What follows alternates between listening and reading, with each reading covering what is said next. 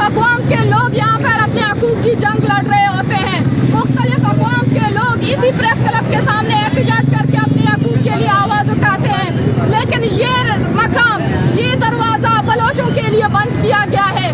Press club एक दरबार है जहाँ पर अपनी फरियाद सुनाने के लिए लोग आते हैं, कोई शौक से नहीं आता। हम हमारी माएँ बहनें जो रोज़ाना की बुनियाद पे प्रेस क्लब के सामने जब उनकी चादरें उनके सरों से खींची जाती है, हम फिर भी आते हैं। हम इस बात को साबित करने के लिए आते हैं कि हम पुरअमन लोग हैं, हम पुरअमन लोग हैं और हमने ये 12 साबित किया है, लेकिन 12 इस बात को सिंध पुलिस की जानिब से गलत साबित करने की कोशिश की जाती है और 12 हमें मजबूर किया जाता है कि सिंध पुलिस क्लैश की तरफ जाए और हमारे लोगों को गिरफ्तार करे। हम